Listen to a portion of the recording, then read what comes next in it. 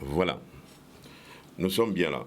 Et vous le comprendrez, bien évidemment, en ce dimanche 4 juin 2023, j'ouvre cette émission avec un clin d'œil. Un clin d'œil bien appuyé, un clin d'œil distinctif aussi, un clin d'œil de circonstance en quelque sorte, à ces millions de mères qui nous écoutent. C'est un jour particulier, messieurs, le 4 juin 2023, c'est la fête des mères. Donc, un grand bonjour à ces mamans, ces millions qui nous écoutent au-delà même de notre archipel. Et chacun d'entre vous, ici, clubistes, pourra s'exprimer là-dessus. Voilà. Alors, aujourd'hui, je le disais, ce 4 juin 2023, le vivre ensemble, d'une certaine façon, s'invite dans notre émission Eco-Club. Et il s'invite, pas comme dans le passé, un passé récent, mais plutôt sous les marqueurs de l'histoire, les marqueurs des relations internationales récentes, sous les marqueurs aussi, je dirais, du présent. Pour vous dire, jusqu'à la fin du siècle dernier, du 21e siècle, du 20e siècle, pardon, nous avons connu bloc de l'Est, bloc de l'Ouest. Des pays s'y retrouvaient en fonction des affinités idéologiques et un peu en fonction des situations géographiques. L'idéologie politique était au cœur des clivages, Est-Ouest, le collectivisme d'un côté, le libéralisme de l'autre. L'effondrement du mur de Berlin, fruit de la perestroïka glasnost de la Russie, a précipité donc les pays de l'Est dans le camp de la démocratie à l'occidentale, dans le camp du libéralisme. Mais force de constater que l'affrontement, la rupture, le déchaînement au sein même de nos institutions démocratiques se déchaîne. Regardons l'Assemblée nationale en France, la question par exemple autour de l'âge de la retraite. Regardons le Capitole dans une affaire récente aux États-Unis. En Guadeloupe, l'idéologie politique, de façon latente, est au cœur des débats politiques dans le camp progressiste. L'idéologie politique nous colle à la peau. Elle est visible dans les médias. Elle est visible dans les médias, dans le mouvement syndical, dans les rues aussi, dans les revendications portées par des collectifs. Nous sommes en droit de nous demander, est-ce que l'idéologie politique omniprésente n'est pas devenue une addiction dangereuse pour le vivre ensemble? Vous le comprendrez, le thème de notre émission de ce jour, l'idéologie politique, une addiction dangereuse. C'est une question qui est posée. C'est donc le cocktail thématique qui nous réunit ce dimanche ici sur le plateau donc, de Canal 10. Alors, chers amis, clubistes, merci comme d'habitude d'être là. Je vais donc vous laisser libre cours, en quelque sorte, de nous exprimer à propos de la circonstance, notamment la fête des mères, et ensuite, bien entendu, nous reviendrons, si cela vous dit, les préliminaires, et poursuivre le débat du jour. Alors, je vois que Edouard Ocolé, bonjour à toi Edouard, on va commencer à notre gauche spatiale, là. Il est très attaché à son portable, très accroché. C'est un coucou, sans doute, un coucou de la mer, un coucou de la mer qui est adressé à la mer, M-A-M-E-D-0, j'imagine. M-E-R-E. Je suis confondu. Ah oui. Je crois que c'est un coucou que tu lances. Sinon, j'allais te lister la mer Caspienne, la mer Bastique. J'aurais pu te lister. Ah oui. Non, mais en fait, c'est parce qu'il y a des internautes qui regardent l'émission. Ça, c'est vrai. Hein. Alors, il faut on les a oubliés. Oui, bonjour. Oui, qui regardent l'émission et qui attendaient un peu le sujet. Et donc, il y avait des échanges, justement de Montpellier. Donc, je salue des amis de Montpellier qui attendent cette émission. Mais écoutez, très content d'être parmi vous. C'est vrai que ce jour est un jour assez spécifique. Hein. Il n'est pas si spécial, sinon parce que c'est celui sous le vocable de la fête des mamans. Mais écoutez, bonne fête à toutes les mamans. Hein. Et puis, je pense singulièrement aux mamans, celles qui sont éprouvées, celles qui sont dans la maladie. Parce que c'est vrai que la fête des mamans, elle renvoie d'abord à la symbolique de la famille, l'esprit de famille. Et qui dit esprit de famille, dit le vivre ensemble. Donc, et je souhaite tout cela, hein, donc vivre ensemble. Faites aux mamans qui, justement, qui supportent et qui nous supportent, nous les hommes, et à toutes les mamans de Guadeloupe, que j'aime d'ailleurs, je vous le dis, je vous aime. Hein, donc, et encore que du meilleur pour vous, parce que c'est vrai que dans une maman, on trouve... toutes les mamans, on trouve ce qu'il y a de plus cher, donc l'amour, la vie, et surtout, elles transcendent pas mal de choses, les mamans. Et puis, il y aura tellement à dire sur les mamans, et surtout, jeune Guadeloupéen que je suis, et je vois cette société de Guadeloupe qui se fait, qui se défait, qui se noue, qui se ligue, qui se lie, et qui essaie justement, qui se cherche. Et c'est vrai qu'à travers vous, les mamans, on doit pouvoir être dans une lecture toujours paisible, mais une lecture qui nous permette de pouvoir rêver demain, parce qu'il n'y a rien de plus vrai que dans les yeux d'une mère, on voit la misère d'un enfant, dans les yeux d'un enfant, on voit la misère du monde. Bonne fête à vous. C'est bien dit, toutes les mères, toutes les mamans qui nous écoutent se retrouvent dans ces mots. Merci. Voilà. René, Bouchard, René, bonjour encore. Rebonjour pour René. Bonjour. Bien bonjour. Bien bonjour à tout le monde, hein, à tout le monde qui a écouté nous aussi. Et à dans journée spéciale là, ça. Bien bonjour à toutes les mamans. Hein. Aussi bien ta propre famille en moins qui t'a toutes les mamans de Guadeloupe et du monde. Nous tous savons plus en société en nous, rôle que les mamans qui ont joué, qui sont un rôle important, fondamental. Côté les papas, hein, parce qu'il y a une tendance à dire nous. Mais les mamans, si on joue un rôle en particulier dans le développement, à toute affectivité, nous, toute relation là, ça, les papas qui jouent un rôle aussi, dans la conduite là, là, ils ont joué, là, si on va jouer, mais moment là, ça prend place là, et mettre vous, doit être compliqué de votre propre réalité. Ça qui ni tendance à disparaître si goutte, et qu'il faut nous retrouver beaucoup plus encore à l'heure actuelle. Mais en fait, un grand bonjour pour toutes les mamans, même si on a fait des fêtes à les mamans actuellement, sorte de fêtes commerciales, mais au-delà de la fête commerciale, c'est d'abord affectivité en nous, vis-à-vis des propres mamans nous, et des mamans, puisque nous avons les mamans capables de sacrifier au bout de mon aïe.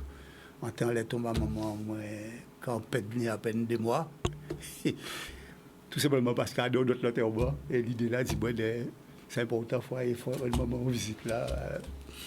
Donc, si vous voulez, voilà. Bonne fête à tous les mamans et puis fêtez-vous bien. Je crois que vous bien entendu, fêtez-vous bien. C'est important de dire ça. On continue avec Nico, notre ami Nico. Bonjour. Bonjour Jean. Bonjour à tous. Je pense que moi, cette année, ce qui m'a particulièrement intéressé, c'est Francky Vincent à Camomant. Parce que sincèrement, Brassens est rentré à l'université, à la fac et tout ça. Ce texte de Francky Vincent à Camomant, c'est celle côté, en cas senti-moi bien, mérite, je pense, de rentrer à l'université. Alors, évidemment, il ne faut pas prendre ça au premier degré. Hein. Mais Francky dit des choses exceptionnelles. Alors moi, il y a 4 bitins à retenir. Il a dit, premièrement, c'est ça le côté où on peut lever Canary sans problème. Deuxième bitin, il a dit, là c'est plus pervers. Si la police cache chez vous, c'est ça le côté sûr où on peut cacher. Aïe, il peut dire ça fort. Troisièmement, il a dit, et là ça c'est vrai, à l'époque c'était en francs, il dit, sous-bison 50 francs. Hein? Maman pas qu'à travail, mais toujours en fond à pochaille, on 50 francs pour vous. À quel moment? Exactement. Et il a dit aussi, à quel moment, c'est le côté où toujours décontracté. Hein? Le stress, panique, angoisse. Et là, si madame l'a quitté, à quel moment? C'est à quel moment. Hein? Donc, Il y a du débat. Hein. Il y a du débat. Hein. Il y a débat. Il y a du débat. Hein. Bon, mais je trouve intéressant que ce soit réuni dans un texte. Hein, et la conclusion, c'est pas la mienne, parce qu'il dit en conclusion pas maillé. Bon, ça, c'est notre débat. Bon, mais c'est le débat. Alors, tout ça pourrait, avec un peu d'humour, de saluer nos mères, nos femmes, nos épouses, dans leurs défauts et dans leurs qualités. Hein. Dans leur affection et dans leur côté soutiré aussi. Bon, mais, et je suis d'accord avec ce que dit, sans yo et sans nous, il n'y avait pas fait. Société la Bise Macha, c'est DPI, hein, et nous sommes là pour ça. Aujourd'hui, c'est un hommage aux femmes guadeloupéennes en particulier, mais c'est une société réconciliée, hein, qu'il nous faut constituer ensemble, et dans un respect, dans une affection quotidienne. Très bien.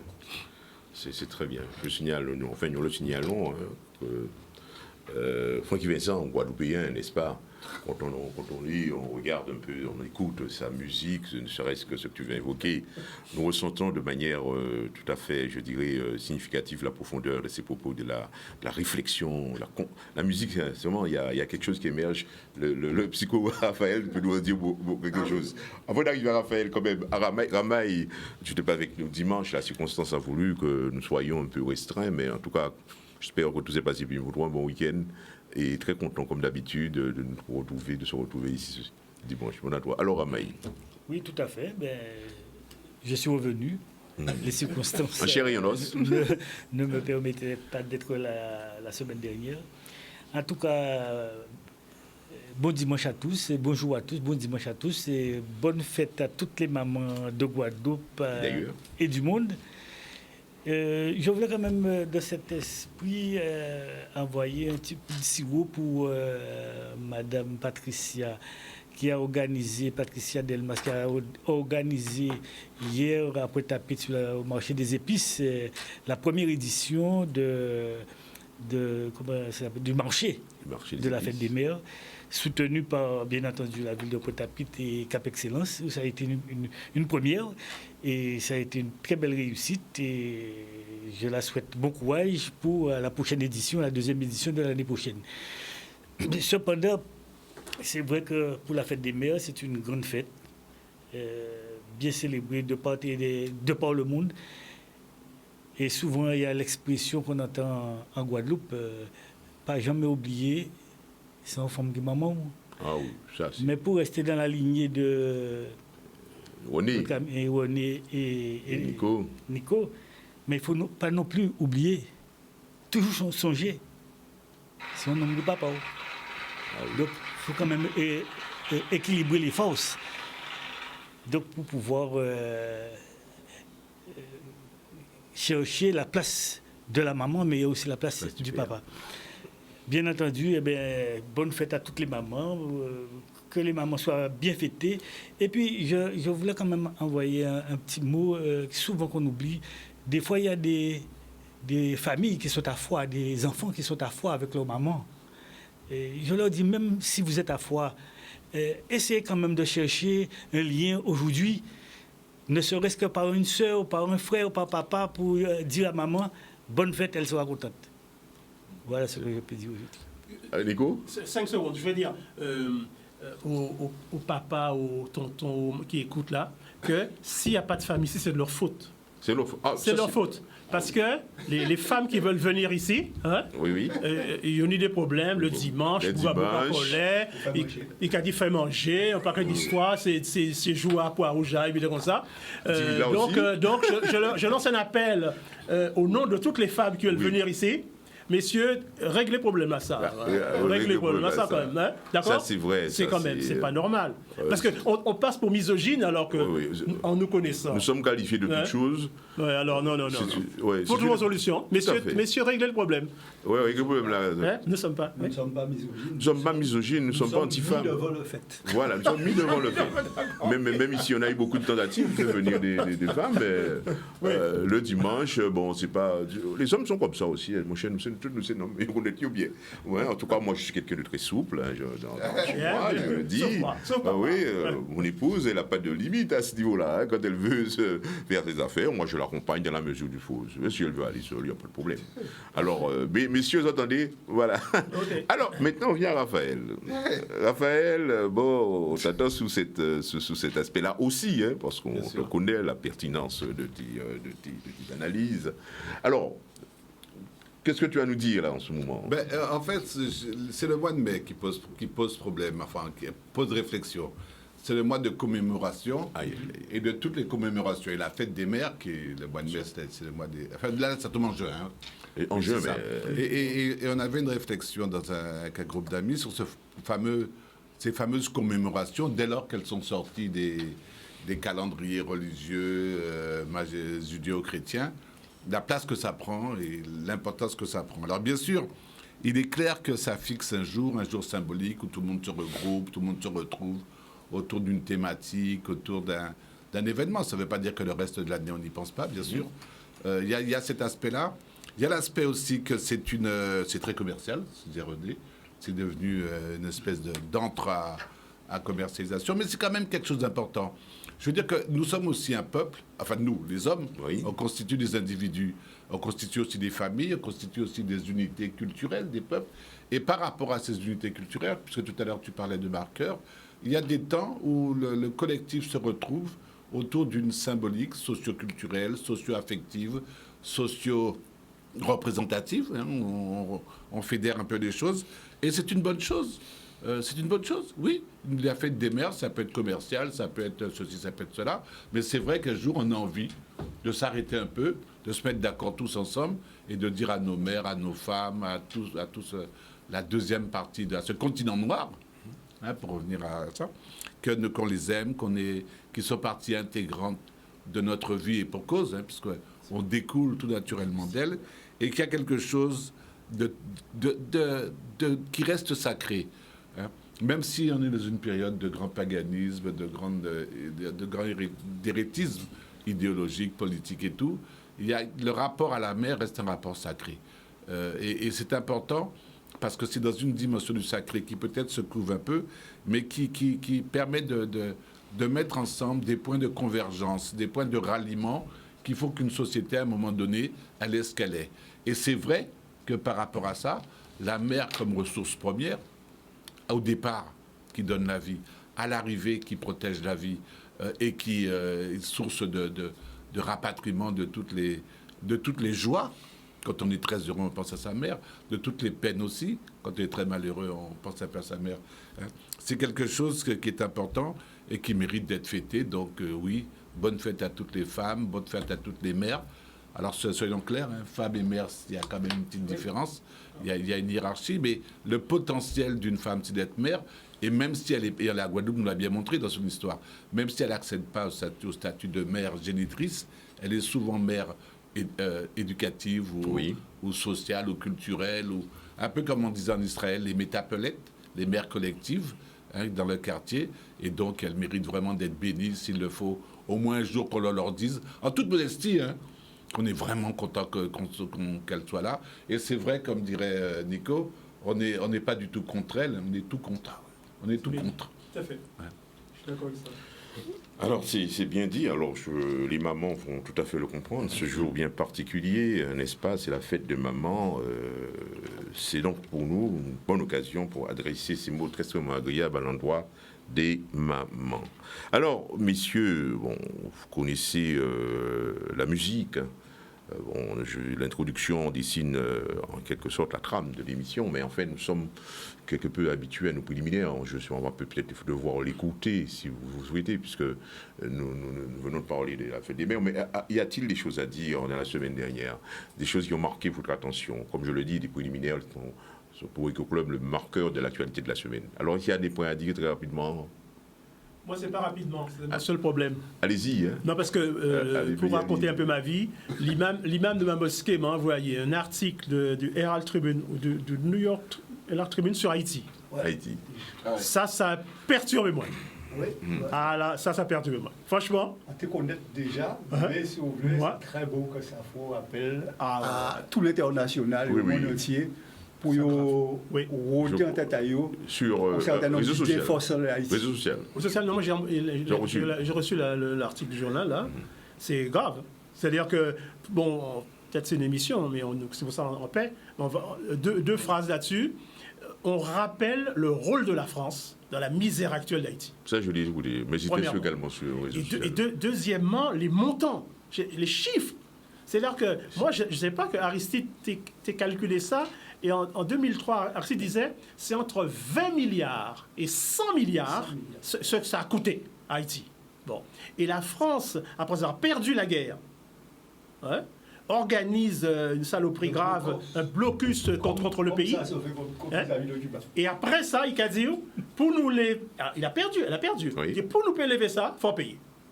Oui. Et ils fixent unilatéralement le montant, sans demander pour moun, des montants exorbitants, et Haïti commence à rembourser. Alors, à l'époque, elle est très riche. Quand même, bon, il commence à rembourser, mais avec le blocus, il part qu'arriver. Donc, il a fait crédit.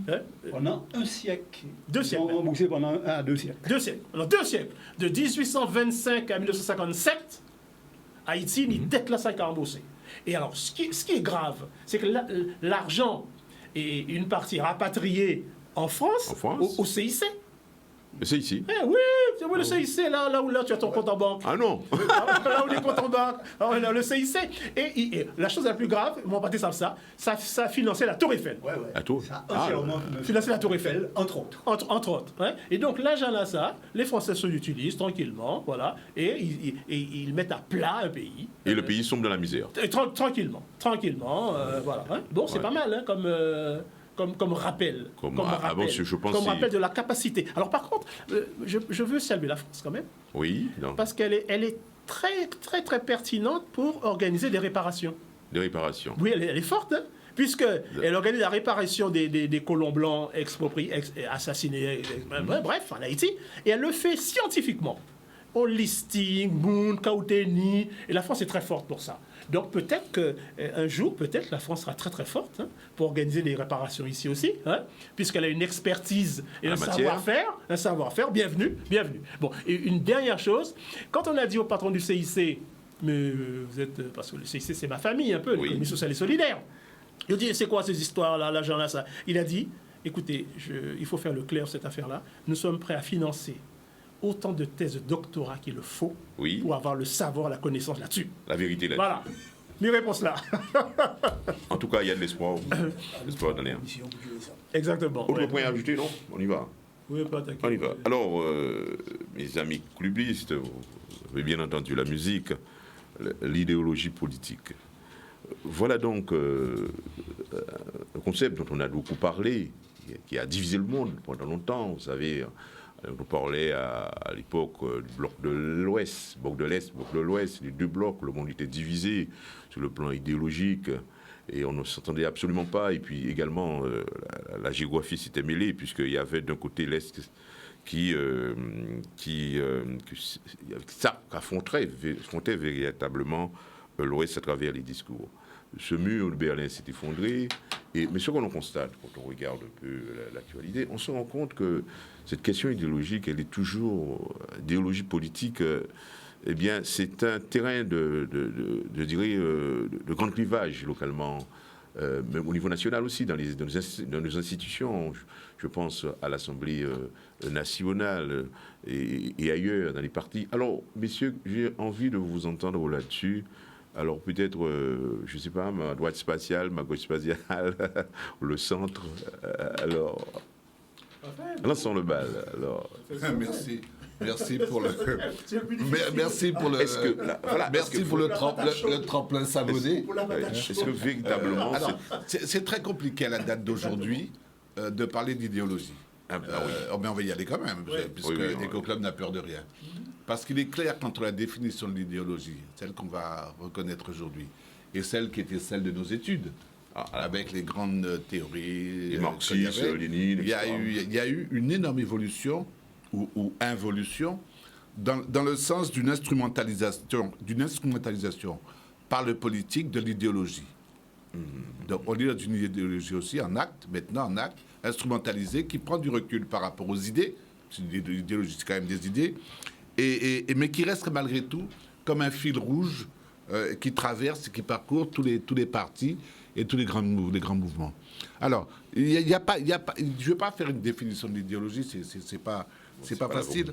C'est pas le moment, mais c'est pas facile. Et puis mais il faut quand même reconnaître que c'est quelque chose qui se situe tout à la fois dans des valeurs, dans une transcendance de valeurs, une idée généreuse, puissante, quelle qu'elle soit, hein, de l'homme, de la projection dans l'avenir, des valeurs qui associent tout à la fois de l'émotion et du jugement.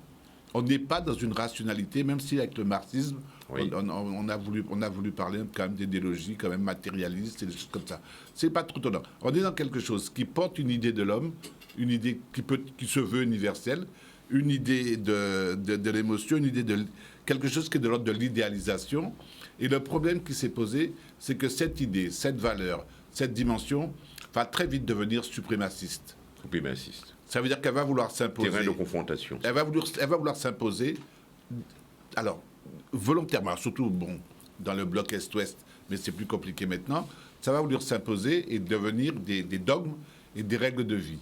Et le choc, bien sûr, va se poser à partir du moment où les idéologies étant portées par des cultures millénaristes différentes, c'est ce que vous disiez, il y a le bloc de l'Est, il y a le bloc de l'Ouest, dans un premier temps, il y a le Nord, il y a le Sud dans un deuxième temps, et maintenant il y a un fractionnement mondialisé des idéologies, parce qu'à la limite, la société fournit de l'idéologie à toute enseigne, et qu'au nom de cette idéologie, on perd l'idée fondatrice, l'utopie fondatrice de l'idéologie, et on rentre dans ce qu'on appelle maintenant des dystopies, ça veut dire des idéologies qui n'apportent pas nécessairement cette idée de bien-être, de fondation de l'être humain. Donc c'est difficile. Maintenant, c'est vrai que ça reste la pierre angulaire des politiques, mais les politiques eux-mêmes, enfin ceux de la modernité, ceux de maintenant. On est en France. Alors, nous même pas en France, on est en Guadeloupe. À quelle idéologie le fonctionnement guadeloupéen, la politique guadeloupéenne se réfère? Ça, je paye mon billet, si quelqu'un est capable de me dire qu'on est dans quelque chose d'à peu près clair. On a maintenant des mixtes. Des espèces de cultures mixtes idéologiques. En fonction des situations, on prend ça, mais l'espèce de verticalité, de droiture qu'il y avait dans un alignement idéologique, comme ça a été le cas dans le marxisme, comme ça a été le cas dans le... Non. À l'évidence, le libéralisme était une idéologie. Le néolibéralisme dans lequel on est maintenant n'est pas une idéologie, c'est un business, c'est un commerce. Hein? Alors, je m'arrête là pour l'instant, je vais laisser parler d'autres. Et on verra après. Je ne sais pas, nous venons d'annoncer une page publicitaire, comme vous le savez, publicité, télévision pas magique publicité. On se retrouve dans quelques instants alors, quelques minutes. Nous sommes de retour, nous allons donc poursuivre notre thème du jour, l'idéologie politique, une addiction dangereuse. Et je vais me tourner vers notre ami Koulbis, Raymond Ramaille. Raymond, on en a tellement entendu dire, on a le sentiment aussi, est-ce que c'est, enfin la question qu'on se pose, est-ce que c'est la fin des idéologues, n'est-ce pas? Le monde, les citoyens s'intéressent plutôt au matériel, le ventre bien rempli, les satisfactions des besoins primaires. Alors, que doit-on dire? Est-ce que véritablement, tu as le sentiment que l'idéologie politique, eh bien, nous colle à la peau? Quand on regarde les médias, on regarde dans la rue, on regarde même aussi, je dirais, l'action, le mouvement syndical. Est-ce qu'on a le sentiment véritablement qu'il y a de l'idéologie là-dedans et puis qui rend difficile le vivre ensemble, en quelque sorte, je pourrais dire? Alors, c'est un thème assez abstrait. Oui. Et c'est vrai que c'est difficile à définir, ça dépend de chaque individu, ça dépend de l'espace géographique où on se trouve. Enfin, il y a beaucoup de paramètres qui peuvent faire changer la manière de voir la chose. Cependant, l'idéologie politique, je crois que l'idéologie politique, à mon avis, demeure encore. il y a des puristes en la matière qui veulent orienter selon leur idéologie, par exemple socialiste, communiste, marxiste, économie de marché. Donc, je pense quand même que ça existe encore. Maintenant, est-ce qu'au niveau de la population, ça marche aussi bien que par le passé? Par exemple, à l'époque des pays non alignés, les pays alignés, où il fallait être sur un drapeau. Oui, sur un drapeau, rentrer dans quelque part. Soit on est aligné ou non aligné. On est dans un camp. Aujourd'hui, à mon avis, c'est un peu plus diffus parce que la population, on a besoin de plus de matériel, il y a des besoins à satisfaire. Et donc, même s'il y a un certain nombre de politiques qui gardent leur idéologie, mais la population ne s'y retrouve pas. Et on voit bien que ce divorce qu'il y a entre les politiques et la population, et un peu, pas seulement en Guadeloupe, on peut prendre le cas de la France et d'autres pays, c'est parce qu'il y a quelque chose qui est en mouvement, une mutation qui est en train de s'opérer, et peut-être même que les politiques eux-mêmes n'ont pas encore su s'adapter à ce mouvement. Tu as parlé de l'action syndicale. Même quand on regarde l'action syndicale, on voit bien que il y a un mouvement qui pour aller demander augmentation de salaire, ou alors souvent on voit qu'il y a une certaine mobilisation qui s'effectue, mais au-delà, on voit bien que ça ne marche plus, même sur le plan syndical. Et même quand on regarde la représentation syndicale, la représentation politique, on voit bien que c'est le plus souvent une minorité qui s'exprime pour mettre en place les représentations en question. Au niveau des parents d'élèves, dans les associations de parents d'élèves, c'est pareil. Lorsqu'on a un établissement avec 1000 enfants, il y a peut-être 200 votants pour mettre en place la structure qui va encadrer. On voit bien, alors, quelque part, quand on prend le cas de la France, est-ce que ça n'arrange pas le pouvoir? Il faut se poser la question, parce que c'est un peu général, que ce soit au niveau politique, au niveau syndical, au niveau associatif. Il faut chercher à savoir quel est le motif. Mais j'ai l'impression, quelque part, qu'on ne veut pas toucher à cet aspect-là pour modifier, comme dans certains pays où, par exemple, pour le droit de vote, on est obligé, le vote est obligatoire. Là, on a des élus une représentation qui véritablement représente l'opinion du peuple. Aujourd'hui, en France, on ne peut pas dire que nous sommes dans ce cas-là. Donc on voit bien qu'il y a quelque chose à corriger. Il faut bien peut-être, dans une élection présidentielle, par exemple, qu'on mette en avant cet aspect-là pour pouvoir régler ce problème. Parce que je pense que c'est, à mon avis, que dans une élection présidentielle où on va mettre en avant cet aspect dans le programme, où on pourra changer quelque chose dans la mandature ou dans les deux mandatures qui vont suivre cette élection. Donc voilà pour l'instant ce que je veux dire. J'attends Nico sur la question parce qu'il est très affecté sur la question. Alors, Nico, et certainement, ça va nous donner deux idées. Alors pour Nico, je vais un petit peu vite. Vous savez aussi que nous vivons en ce moment un moment, je dirais, particulier en ce sens que la politique sur la sellette au niveau des institutions, des assemblées majeures, on parle de concret, de tout.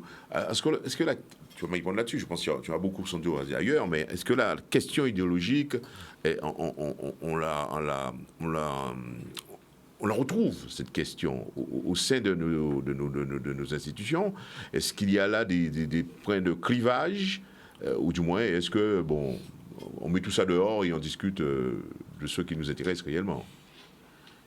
Alors, beaucoup de choses quand même, beaucoup de choses.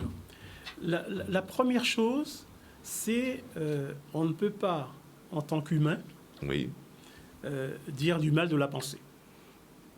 On ne peut pas s'asseoir tranquillement et de dire « penser est dangereux », les représentations sont dangereuses. Si on en est arrivé là, il s'est passé quelque chose. De grave. Parce que c'est quand même constitutif de ce qu'un homme, par rapport à la pierre et la matière quand même. Hein, Donc, mais c'est vrai qu'on questionne ça, donc il y a une histoire, il y a des butins faits, quoi. Hein, ça c'est la première chose. La deuxième chose, et ça c'est un des paradoxes que j'aime bien, c'est quand même, j'allais dire en toute immodestie, nous à gauche, hein, oui. Je fais exprès parce que comme c'est sur l'idéologie, donc on a dit, c'est nous à gauche qui les premiers dans l'histoire de la pensée avons questionné la pensée. C'est-à-dire qu'on s'est dit, et l'un d'entre nous, barbu, 1848, s'appelle Karl Marx, a dit, faites attention, dans un système, la pensée circule, là, hein, mais elle est au service des dominants. Et les dominants veulent nous faire adhérer à une idéologie dominante pour faire affaire au marché et qui passe affaire en nous, collectivement. Donc, la première suspicion scientifique, hein, pour parler comme les marxistes, de la pensée, de l'idéologie, elle ne vient pas de la droite, elle vient de la bonne gauche. De la bonne gauche. Et Marx dit, il faut nous marcher les pieds sur terre. Un renversement dialectique où les conditions matérielles, le contexte, hein, l'environnement sont déterminants, et peut-être la pensée, c'est peut-être un reflet automatique, c'est un reflet relatif de l'état, de l'infrastructure et des rapports de production, des rapports de classe, quoi, hein. Donc, aujourd'hui, quand j'entends dire ma voisine ou ma concierge ou ma tante ou mon tonton, c'est beau à gauche, ça se penser trop, peut-être à yo plein, putain, non. En cas dit attention, tonton, ça en cas dit là, hein, c'est à cause de moi sorti d'abord. Hein. Donc la praxis, hein, pour parler comme Pierre Justin, professeur d'université, professeur de la fac de Cambridge, la praxis, elle vient de ce côté-là de la pensée. Hein. Elle vient de ce côté de la pensée. Hein. Bon, alors, qu'est-ce qui s'est passé? Ça, je suis prêt à en discuter. Mais j'ai voulu commencer par dire ça. Hein. Ça d'abord. Bon. Après ça, et pour ne pas trop parler, après ça, il y a un marqueur de l'histoire de la pensée récent, c'est Finkielkraut, qui dit la défaite de la pensée. Là, c'est grave ça. La défaite de la pensée. Et la défaite de la pensée, c'est deux petites choses. Hein. C'est lui, il estime que le multiculturalisme, il estime que la diversité culturelle, l'ouverture, tout ça, hein, au monde, a semé la pagaille dans la pensée. Ah bon? Semé la pagaille dans la pensée, qui a arrêté, quoi, qui a démissionné, parce que on ne peut plus, il n'y a pas de synthèse possible, il n'y a pas de monoculture, il n'y a pas d'ethnie visible. Au nom d'une certaine électivité de projet, on a tout mélangé, hein, et rien ne marche. On a fragilisé la pensée. L'infrastructure. Et oui, on a fragilisé la pensée. Autrement dit, la pensée est devenue molle. L'idéologie, peu importe de quel bord on était pleine et musclée. Et je de là, nos canavigues étaient flasques et mous, hein, ou voilà, hein, où la pensée est défaite. D'accord? Défaite au plein sens du terme. Hein. Défaite, ça veut dire que il défaite, comme on connaît en créole. Hein, défaite et défaite. Hein. D'ailleurs, fête, c'est naître. Hein, donc, défaite. Donc c'est une question. Hein, voilà, bon, il est fait.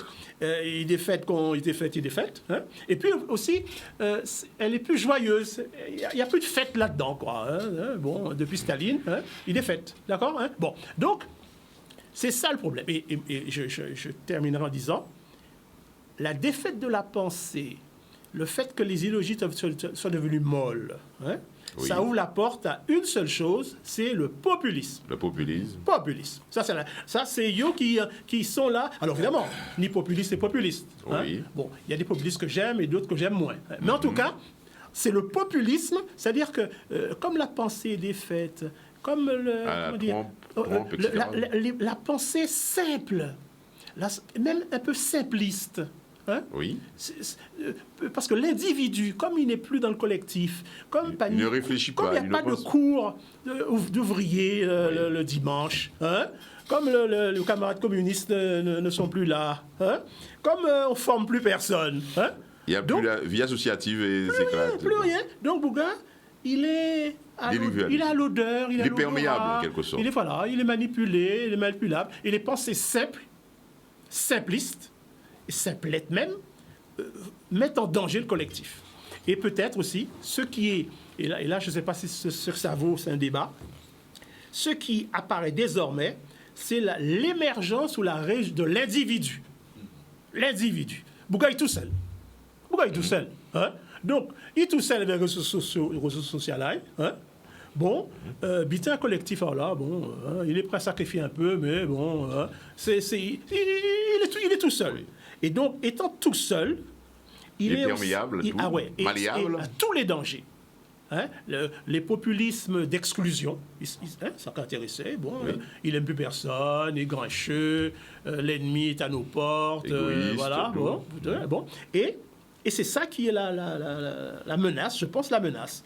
Donc la défaite de la pensée, l'idéologie qui devient molle, hein, eh bien, fait qu'on est à la dérive, mais peut-être que cette dérive-là sert les vertus de Coca-Cola. Vertus de Coca-Cola. Et je pense que c'est ça le truc. Et on le relevait marxiste. Les marchés ont besoin de consommateurs joyeux. Hein? Oui. Peu importe qu'ils votent à droite ou à gauche. Ce qui est important, c'est ce qu'ils boivent. Oui. Ce qu'ils boivent qui est important quand même, mais qu'ils boivent beaucoup. Hein? Donc c'est ça la vraie question. Le vrai triomphe du populisme hédoniste Coca-Cola, hein, c'est dans l'état dans lequel nous sommes actuellement, même en Guadeloupe. Le même est intéressant. Le même, à tout son sens.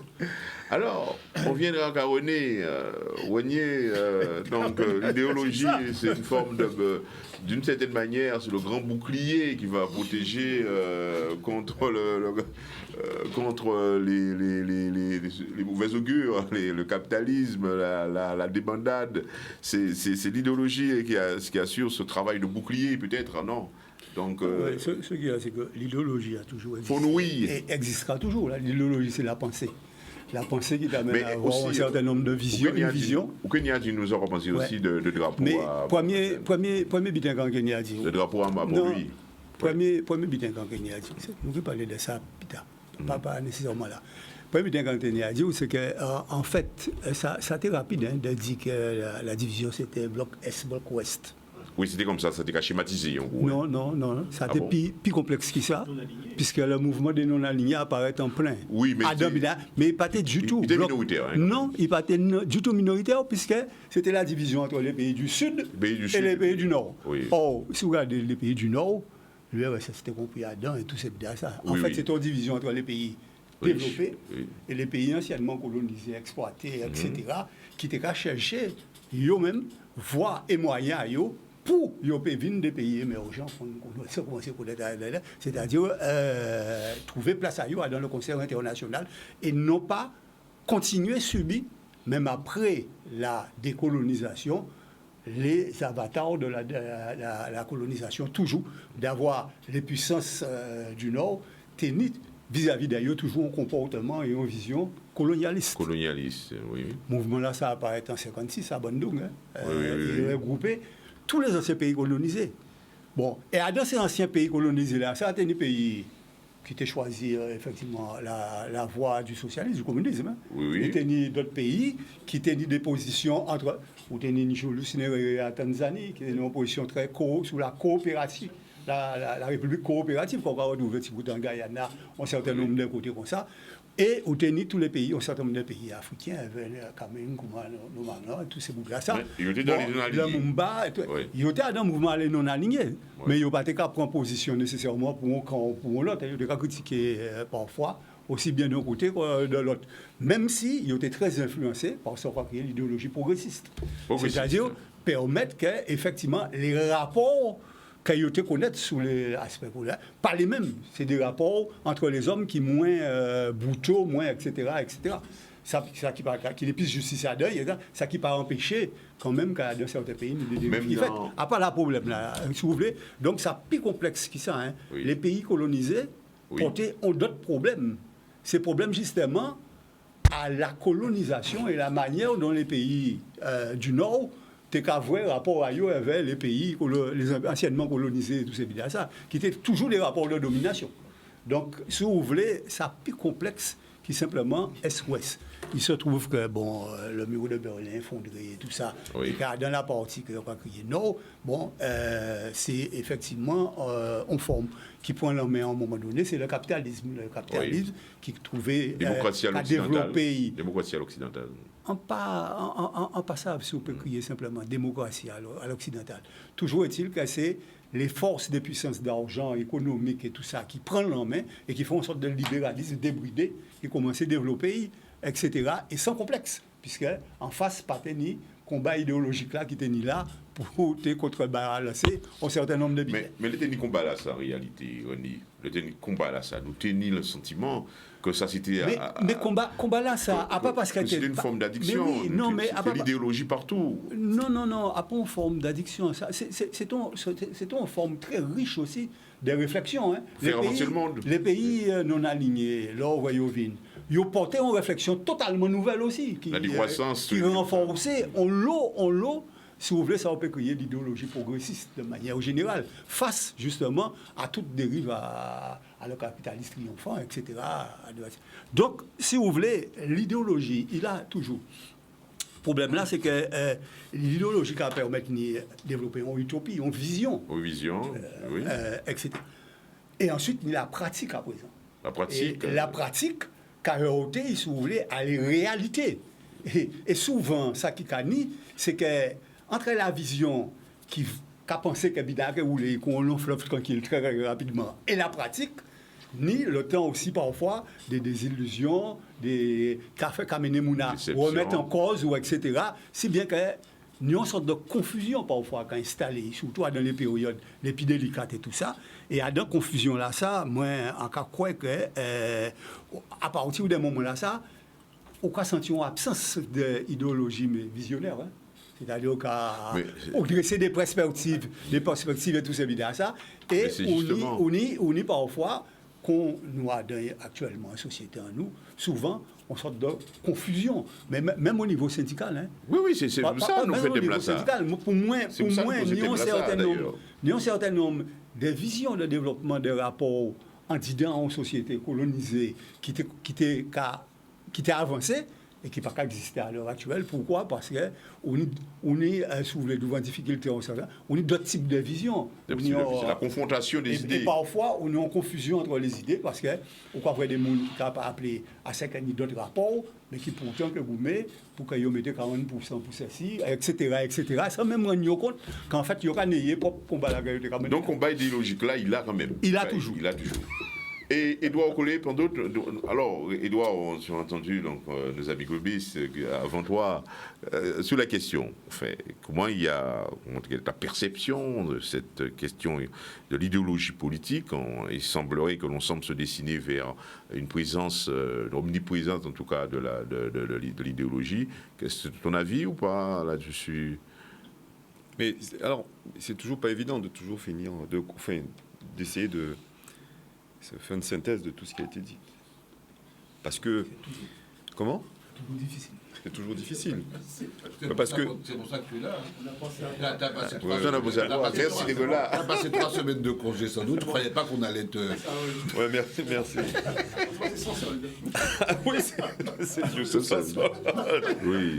Non, mais parce que ce qui a été dit est protéiforme et englobe une approche de l'idéologie politique. Vous savez, moi, je ne supporte pas ces mots-là, idéologie, etc., dessus sur ça, parce que... Ça fait dépasser, peut-être, non? Non, pas du tout, parce que c'est réel. C'est réel. Parce que l'histoire du monde s'est construite autour, justement, de ces idées-là, puisque l'idéologie a plusieurs courants, a plusieurs essences. Raphaël l'a rappelé, Nicolas l'a indiqué, on est peut-être sur l'anarchisme, l'absolutisme, peut-être sur le tyrannisme, bref, dessus sur ça. Mais c'est-à-dire qu'on ne mesure pas la puissance d'une idéologie, fût-elle politique, donc aux réponses qu'elle apporte, mais surtout aux questions qu'elle refuse de poser. Hein? Je prends un exemple qui est très simple, à travers tout ce qui a été dit, et je reste persuadé que la Guadeloupe est un véritable laboratoire des conflits idéologiques. Des conflits idéologiques, qu'ils soient nationaux, qu'ils soient internationaux, et surtout locaux. Oui, c'est ça. Parce que, quand même, cette histoire-là, cette Guadeloupe, cette igname brisée, donc, est celle où, justement, les luttes ont été légion et sont encore vivantes. La Guadeloupe n'est pas à l'écart de ça. Pas du tout. La Guadeloupe, c'est aussi le monde. Oui, c'est l'acteur, en tout cas. La Guadeloupe est dans le monde. Dans le monde. La Guadeloupe n'est pas hors le monde. Et puis la Guadeloupe, c'est un laboratoire, c'est un échantillon, comme d'autres, mais il est vivant. Et d'autant qu'en tant que Guadeloupéen, je ne peux que mieux l'exprimer, parce que j'en suis exposé. Et je le vois. Ne paie pas tes idées, ne paie pas ton profil. Oui. Lorsque le ministre de l'économie vient ici et parle du port, le grand port de Pointe-à-Pitre de Guadeloupe, le grand port de Pointe-à-Pitre, là aussi, il y a ceux qui... Il y a un courant d'idées qui n'approuvent pas forcément. On est là dans le choc idéologique, sans doute. Non, mais on est... La vision un peu du devenir du territoire. Non, pas du tout, parce que... Alors, on n'est pas dans le choc idéologique, mais on est dans le mauvais calendrier. Ah bon? Ce qui est dit, c'est une parenthèse. La venue du ministre, assez soudaine que précipitée, parce qu'il n'a pas rencontré les personnes ressources. D'ailleurs, et puis, quand on fait une visite éclair comme celle-là, qu'est-ce qu'on peut poser comme postulat? Mais évoquer la question du grand port maritime, rapidement, et je pense sur le contrôle de Raphaël Spéronel, ici qui connaît cette affaire-là, c'est rappeler le contexte du grand port maritime, parce qu'il est en concurrence directe avec les ports de la Triade, Jamaïque, Kingston, donc Miami, ces ports-là.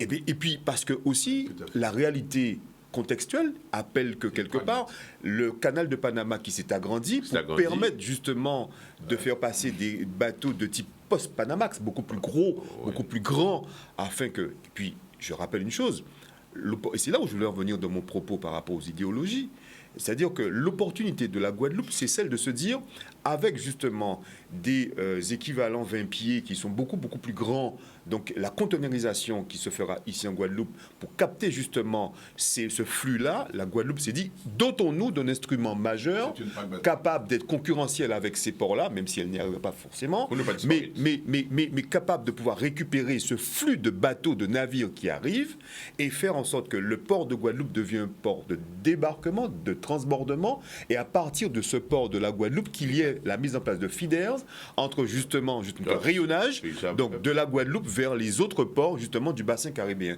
C'est une Guadeloupe qui gagne en faisant ça, c'est vrai. Maintenant, a-t-elle les moyens de ce discours-là et de le maintenir?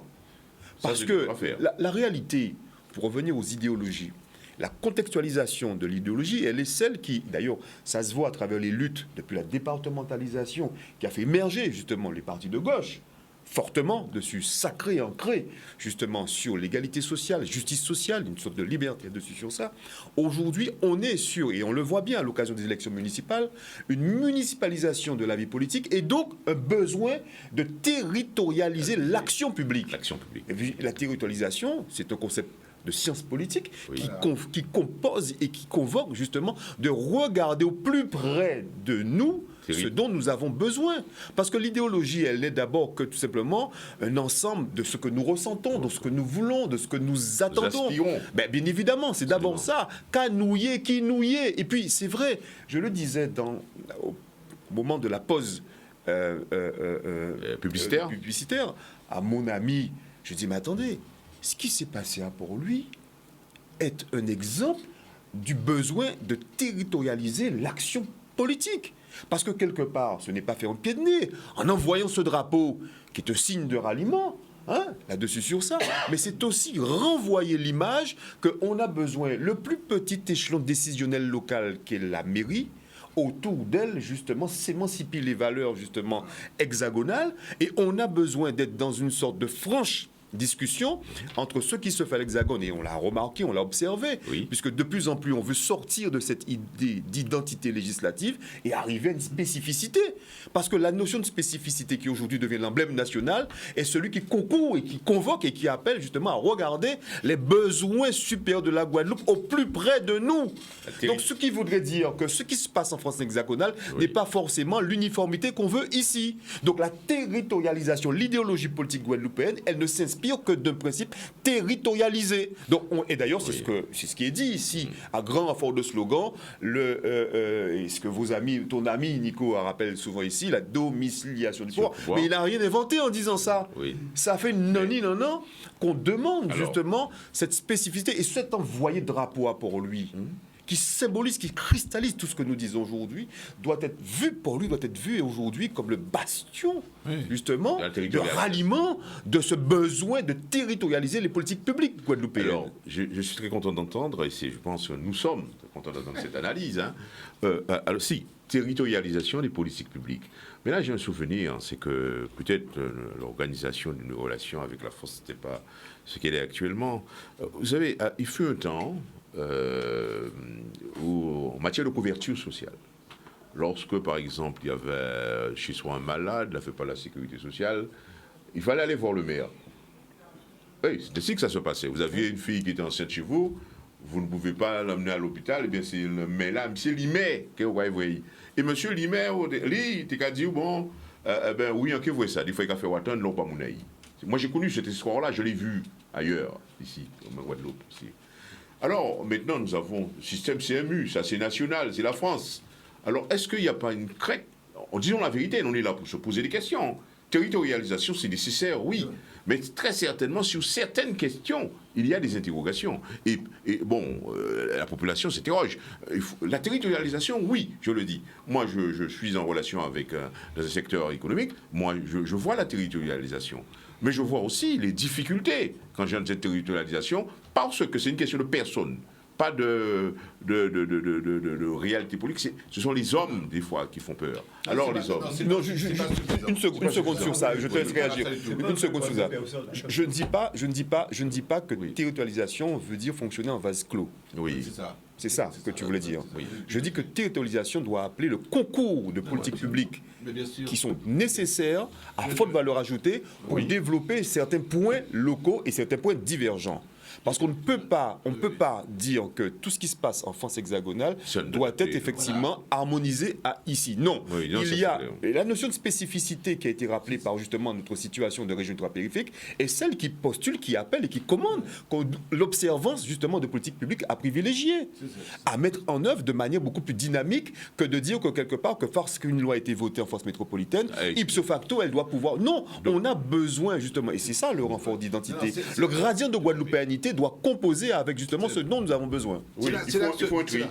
C'est pour ça que je vais tout à fait dans le sens de mon cher ami Edouard. Non, c'est vraiment c'est très très profond ce que tu dis, parce que c'est vraiment le débat qui n'est pas contradictoire. Il ne faut pas chercher des contradictions, les poser au plan des idées. Il faut être dans le business et dans la gestion. Le débat n'est pas entre l'idéologie politique et le développement. Il est sur quel type de développement pour quel type de territoire. Alors, par contre, ce qu'on s'aperçoit, c'est qu'il y a une cristallisation de l'idéologie politique, puisque tu parlais toi-même d'addiction. L'addiction. Donc c'est clair que si l'idéologie politique devient une addiction, c'est un drame. C'est un drame. Et l'idéologie politique se pose maintenant par rapport à l'écologie politique. Ça n'a rien à voir. L'idéologie politique telle qu'on la vit maintenant dans les grands pays, on va revenir à la Guadeloupe tout de suite, c'est un renfermement sur soi. C'est un renfermement dans le quant à soi, et c'est une tribalisation des grandes familles politiques, et puis une aliénation, un désir d'appartenance au prix d'idées, de choses peut-être généreuses et tout, mais qui sont un renfermement. Ça, c'est l'idéologie politique.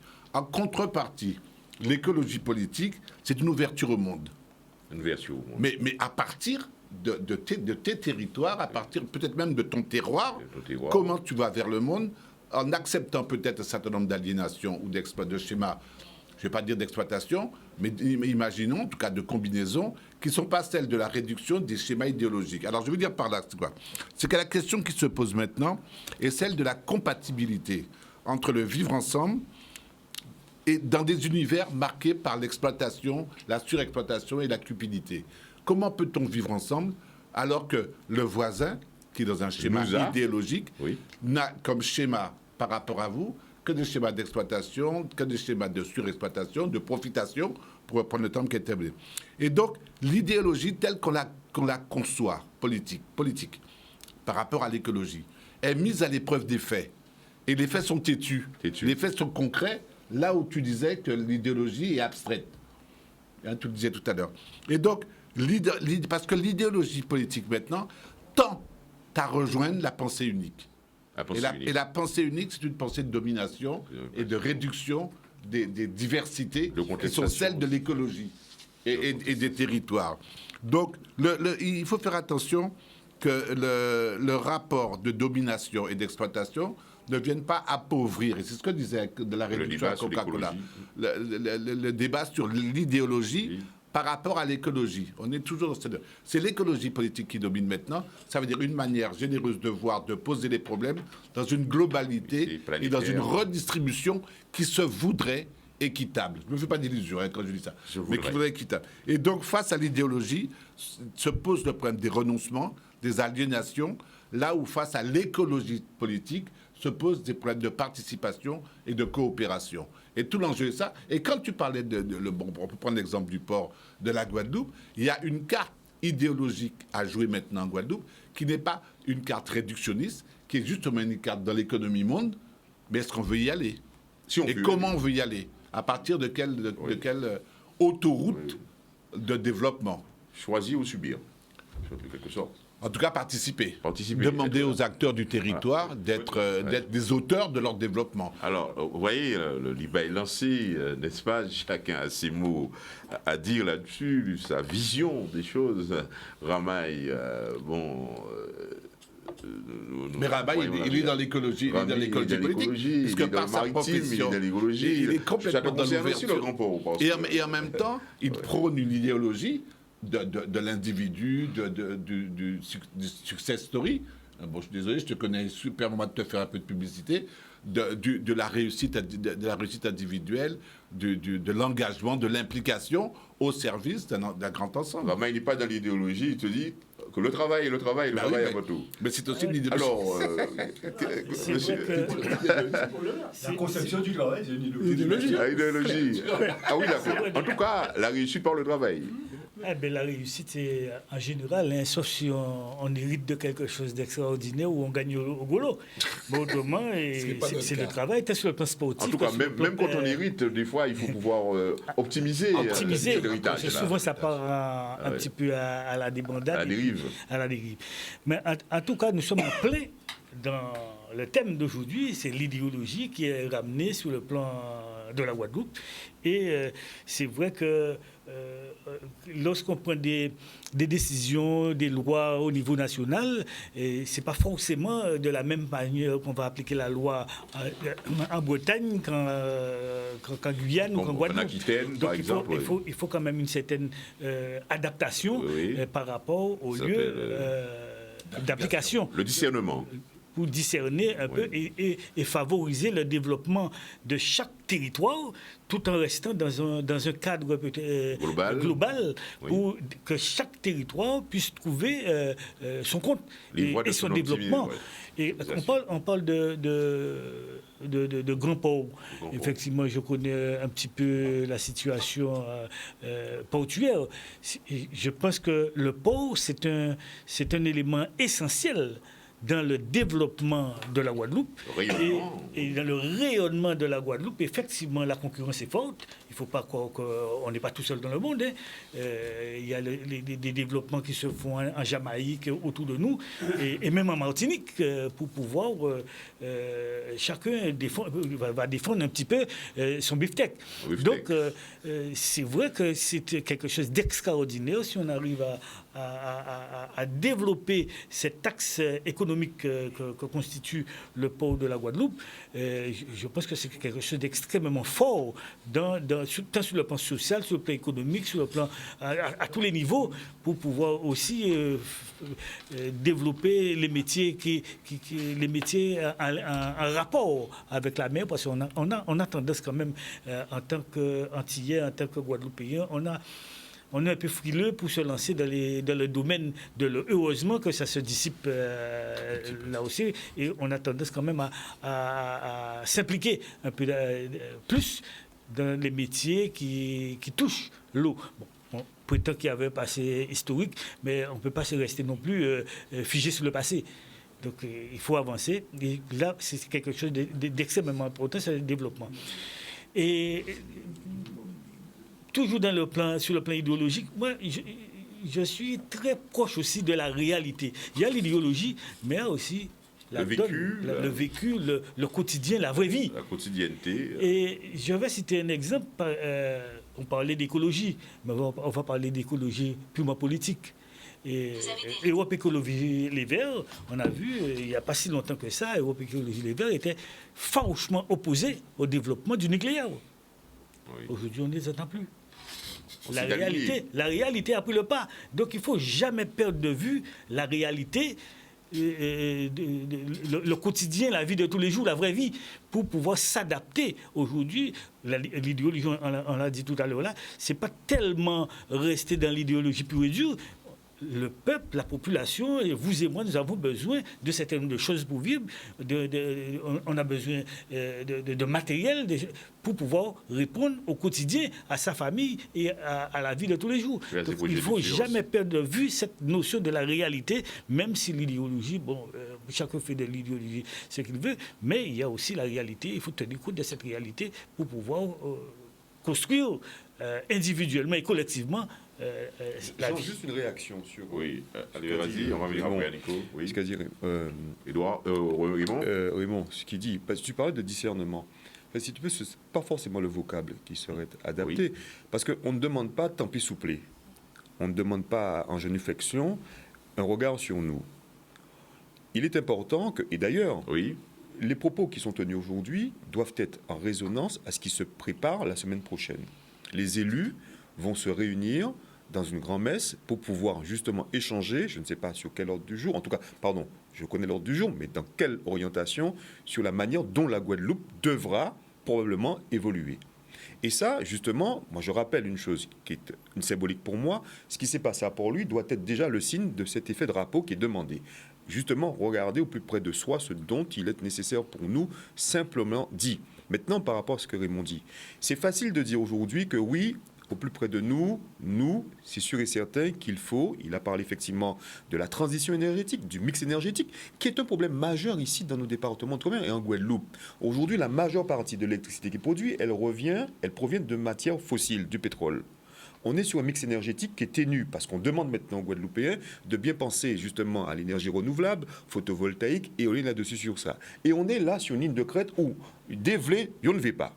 En même temps, il y a cette difficulté de pouvoir justement se dire, si on veut développer économiquement cette île, c'est vrai qu'il faut effectivement un volet économique qui soit... D'ailleurs, c'est le postulat, c'est d'abord sur le volet économique qu'on doit s'appuyer pour penser justement la règle institutionnelle, le cadre juridique, le véhicule juridique à adapter. Parce que c'est ça la vraie question. L'évolution institutionnelle ou statutaire, c'est le véhicule juridique. C'est celui-là qui doit être adapté. Mais d'abord sur la base, justement, d'une réalité économique, puisque la situation de la Guadeloupe, elle est celle que vous connaissez mieux que moi. C'est une situation, effectivement, où le non-emploi est légion ici. Et on ne travaille pas. Beaucoup vivent sous le seuil, justement, en bas du seuil de pauvreté, de minima sociaux. Et puis, on est dans une logique où, justement, tout cela est assez mortifère et appelle, effectivement, un climat de violence. Donc, on a besoin, justement, de politiques publiques qui soient autonomisé par rapport à ce qui se passe en France hexagonale là-dessus et adapté en même temps. Et donc, moi, il faudrait qu'il y ait un peu de courage ici pour qu'on arrête de pouvoir attendre à chaque fois qu'on nous dise de là-bas ce qui est important pour nous. Parce que ça se voit tous les jours. Vous n'avez qu'à sortir dehors et vous voyez la réalité économique de ce territoire-là. C'était une analyse, moi qui me conduit directement vers Nico. Le sentiment que l'on a au regard de ce que l'on entend, n'est-ce pas, et c'est que ce qui sort aussi des sondages, me semble-t-il, c'est que cette territorialisation, ce succès de la territorialisation passe pas indiscutablement par un ajustement de nos institutions en termes d'effectifs, n'est-ce pas? Et aussi, je l'imagine, par aussi ajustement en termes d'effectifs de nos institutions, mais aussi des élus. Puisque il semblerait que, eh bien, le Guadeloupéen dit, eh bien, ni trois pays. Prends l'argent là, ça, mettez de l'autre côté. Et Nico, sous cet aspect-là, tu vas me répondre, mais allez, vas-y, je te donne Nico d'ailleurs aussi. Ça, c'est, après, pour résumer un peu ce que j'ai essayé de dire, pour la globalisation et la postmodernité et la praxis ont mis à mal les pensées solides et musclées, quoi. Hein? Bon. Et dans tout ça, ce qui s'est passé, c'est que la pensée est défaite et l'individu surgit. il a dû surgir et il est une proie facile pour les populismes. Bon. Et cet individu-là, aujourd'hui, comment on fait, j'ai envie de dire un terme écologique, c'est un clin d'œil Raphaël, comment on fait pour le recycler? Comment on fait pour le recycler? C'est le grand problème de l'individu. Bon. Bokassa, on lui a dit non, t'inquiète pas, Edouard connaît mieux que moi, on lui a dit il y a la subsidiarité. Subsidiarité. Voilà, ça se passe au plus proche de toi-même. Ça, c'est l'initiative de l'eau, enfin. Ouais, ça se passe, oui, la logique européenne. Au plus proche de toi. Non, ça n'a pas l'air de le convaincre. Ça n'a pas l'air de le convaincre. Bon. Edouard a dit territorialiser. Ça, c'est peut-être. Mais Edouard a dit une chose qui m'intéresse beaucoup. Il a dit drapeau. Et vous voyez, alors ça, c'est lumineux, parce qu'on est dans une symbolique parfaite. On est dans une symbolique, c'est-à-dire qu'on est à la fois, parce qu'Edouard a tenu les choses, je suis maintenant son griot, je suis l'interprétation d'Edouard Collet. Il a tenu les choses par les deux mains. Il a dit drapeau, il a dit économie. Autrement dit, il est allé au plus loin dans la symbolique et au plus proche de l'infrastructure économique. Vous parlez comme je parlais en 1848. Hein? Bon, donc c'est ça, tenir ça des deux côtés. Comment on fait? Comment on fait pour tenir cette affaire-là des deux côtés? C'est ça la difficulté. Hein? C'est la difficulté. Alors, bon, il ne faut pas se risquer à tenter de prioriser. Il faut prioriser. C'est clair, Edouard a raison, mais c'est pragmatique. Il vit la réalité des gens. Et là, on vient voir, il n'y a pas qu'à demander d'autres bitins qui ont le problème. Si vous n'avez pas qu'à travailler, il n'y a pas ni l'argent qu'à là, la richesse est mal répartie en Guadeloupe. Donc, voilà. La solution, c'est... Mais je pense qu'au niveau de la communication de ça, il faut essayer... l'homme ne vit pas de pain seulement, hein, mais de pain quand même. Hein, et les systèmes de représentation sont tellement importants dans le monde qu'il ne faut pas les mettre en second. En second. Donc, la vraie question, c'est vrai, c'est comment on recycle cet individu qui peut être au proie à tous les populismes dans une Guadeloupe actuellement où, comme dit le barbu de 48, les philosophes ont suffisamment interprété le monde comme cela. Il s'agit de le transformer. Et si on fait une réunion pour faire du diagnostic, c'est pas la peine. Ça, c'est notre job. C'est pas la peine. La territorialisation, c'est la voie. Il faut des mises en œuvre. Et je vais voler une pensée de Raphaël Spéronel, je suis spécialiste. Il faut des plans d'action. Alors, plan au sens créole du terme. Oui, plan au sens créole du terme. Bon, fournir des plans d'action. Et c'est ça, la Boute a besoin de mettre en ordre ces plans d'action. Alors, ça veut dire que au niveau où on en est dans le débat, entre idéologie, pour pas que ce soit une addiction, justement, et simplement quelque chose où on se mousse, on se fait plaisir. Le problème qui est posé aujourd'hui en Guadeloupe, et on reste à la Guadeloupe, ça nous suffit largement, c'est le problème des choix. Qu'est-ce qui préside aux choix qui sont faits? Je prends juste un exemple qui est pour moi dramatique. J'ai écouté une interview qui a eu lieu cette semaine sur RCI. Bon, on ne fait pas de publicité. Hein. Sur l'équipe de... Et je reviens vers mon ami... l'équipe de basket de handball féminin de l'Étoile. Ah oui, ça c'est... Qui est en train de faire un malheur en France. Et qui ont tout payé de leur poche. Oui. Alors qu'à côté de ça, il y a eu une espèce de truc bidon pour un grand écrivain guadeloupéen qui n'excède pas Basse-Terre, de 80 000 euros pour pouvoir faire la région, son show. Bon, ils font ce qu'ils veulent, ils ont droit. Ça, c'est l'idéologie. Pourquoi tu vas donner de l'argent à des trucs festifs il n'y a pas de sens en réalité. On connaît les scandales qui ont autour de l'argent, des subventions à tel, ceci, tel, cela. Ça, c'est l'idéologie. Alors que des gens qui portent une histoire, qui portent un témoignage, qui portent une Guadeloupe victorieuse, terre des champions, sont obligés, des gamines sont obligés de payer de leur poche pour aller payer le transport, payer leur manger, et te ramènent des médailles et tout. Ça, là, on est dans des trucs concrets. Il y a une vision idéologique. Comment on pose des questions, comment on répond à ces questions, à partir de quelle équation individu, société, projet social, projet idéologique, et donc valorisation, C'est la question que nous devons poser maintenant et il faut trouver des réponses. Il faut écouter. Alors, René, nous revenons directement parce que l'émission est très cadrée. Bon, on me fait signe déjà à 5 minutes. Bon, il y a la vidéo à passer pour dire au revoir à nos mamans. Nico, alors René. Non, très rapidement, puisque nous parlons d'un certain nombre d'habitants et nous parlons de drapeaux en particulier. Bon, aller le grand port, il faut nous être conscients d'un habitant. Oui. C'est que le grand port correspond à un besoin géopolitique, stratégique à la fois, en région là, ça, compte tenu justement des grands circuits commerciaux, etc. À la France, ça pas de nous, non? Non. Nous, à la France, de manière générale, nous, effectivement, quand nous à une position géographique là où ils peuvent servir de nous pour ça. Ouais, et ça, vous pouvez accompagner nous. Oui, non, ils peuvent servir de nous. À pas nous, un grand port là. Excusez-moi, la CGM à Patao. D'abord, c'est quoi nous payer? Non, la CGM à Patao, et on sait bien que finance à Patao non plus. À pas nous. D'abord, c'est quoi nous payer? Peut-être, mais à pas nous.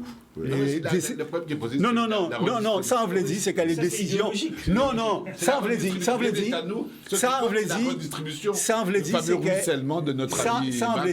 c'est que les décisions, les stratégies et tout ces biens, pas nous. Bon, c'est ça on veut dire. On nous voit qu'on nous peut tirer de grands ports là. Ni on débite qu'on ne peut pas tirer d'œil, c'est faire attention que les marchandises qui vont passer à casa, nous pas faire des aussi à casa, nous pour jouer toutes des parts de production, etc. Ça restera pas donc, ici. c'est des bitins à bien cadrer, etc. De façon que les retombées économiques, de façon que les retombées économiques nous pénissent, mais pas nécessairement les inconvénients que ça peut poser.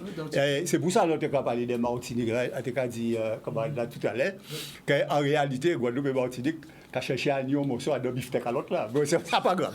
C'est notre bitin. Mais c'est normal d'ailleurs, puisque c'est un territoire en nous. Non, mais c'est un territoire en nous qui a passé. Non, mais c'est un territoire en nous qui a passé. C'est tout à fait normal que nous c'est vrai, quand nous tirons qu'on bénéficie de ça. Alors, ça on voulait quand même, les camarades, puisque nous parlons des drapeaux et tout ça. Oui, non, mais ça c'est important parce que message m'a été gardé dans le discours. Ce drapeau donne à voir que nous sommes et qui nous sommes. Il ne s'agit ni d'une agression, ni d'un acte de rébellion.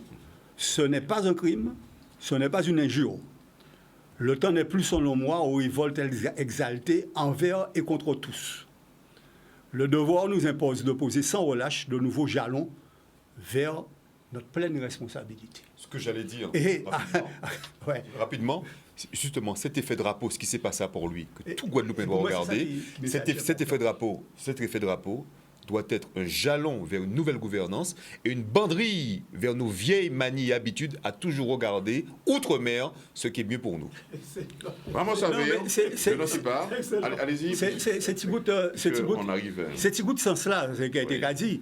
Et il t'a dit, tel est le sens de cet étendard. Alors, il t'a dit, il faut le courage d'être nous, le courage et l'acceptation d'une identité mosaïque qui intègre toutes nos appartenances. Parce que ça aussi, il faut rappeler tous ces bitins-là, ça. Parce que nous avons une grande période de confusion au niveau des idées, en général en Guadeloupe. Il nous faut le courage d'être nous, porteurs d'un héritage complexe, et non pas contre l'autre, mais aussi avec lui. Ça, c'est l'idéologie. Bon, il nous faut le courage... Ça, c'est l'effet drapeau. Oui, il nous faut le courage de la reconnaissance pour préserver notre ancrage culturel, non pas enfermé, mais dans le monde. Oui. Ça, c'est extrêmement important. Et il nous faut le courage des commencements, non pas pour arrêter d'apprendre ou de parler, mais aussi pour agir. Donc, si vous voulez, fondamentalement, acte là, ça, c'est un acte pour montrer que nous qui existons, nous là, et qu'il a dit ça dans le discours, ça qui est important à l'heure actuelle, c'est que nous trouvons chemin justement à unité là pour que nous puissions prendre pitié à pitié, responsabilité, souveraineté en nous-mêmes. Nous allons revenir sur cette idée. Pour moi, c'est ça qui est extrêmement important. Vous prenez ça bonne note. Oui, bien sûr. Non, il y a une idée sur quoi on peut tomber d'accord largement. C'est que ce qui est intéressant avec l'idéologie, c'est défense et illustration. On a beaucoup insisté sur la défense, l'idéologie défensive. Mais l'idéologie, c'est aussi l'illustration. Et tout ce que vient de dire René, c'est la dimension illustration d'un être au monde, d'une façon d'être. Prenons bien une bonne note et puis on se reviendra sur ce plateau de Canal Libre, bien entendu, pour poursuivre cette section-là. Cela dit... Oui, deux minutes de tendresse dans ce monde de bruit, balade créole, Cassave, et on verra même Patrick Saint-Éloi encore. Voilà, merci. En tout cas, nous allons devoir vous quitter avec une vidéo, n'est-ce pas? Oui, toujours choisie par notre ami Nico. Et qui spécialiste DJ. Spécialiste DJ Nico et qui cadre bien, à mon sens, oui, il a un peu de tendresse. Un peu de tendresse. Merci, Jordan, pour ces quelques secondes. Ouais, la vidéo, et on va devoir se quitter. S'il reste, parce que...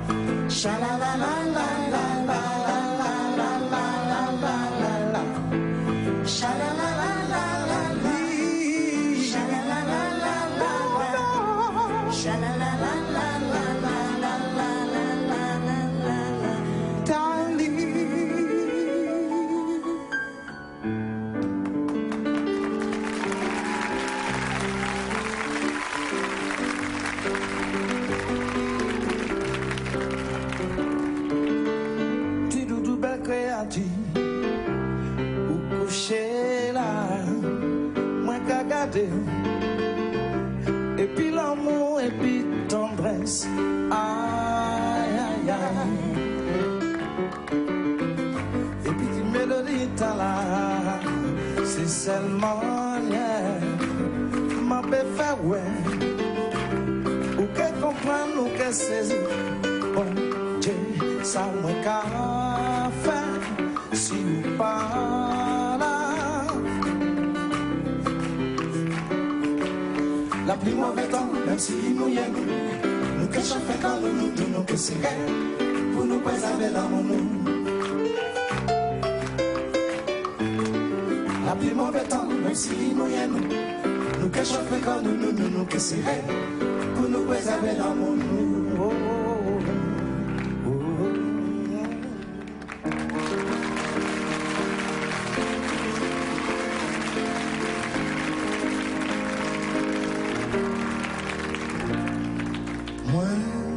Pas que jamais comprendre qui moi te cueillir en le temps passé yo série ou pas même changer moi pas te casser moi te cueillir par les pas moi te même oublié ça moi te carré poche en seul goût de faire moins craquer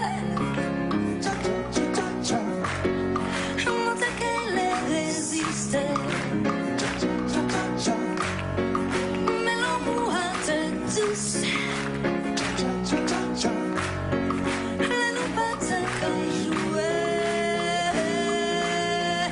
Si nous t'es pas temps pour nous te parler, coller, serrer, nous te cadencer.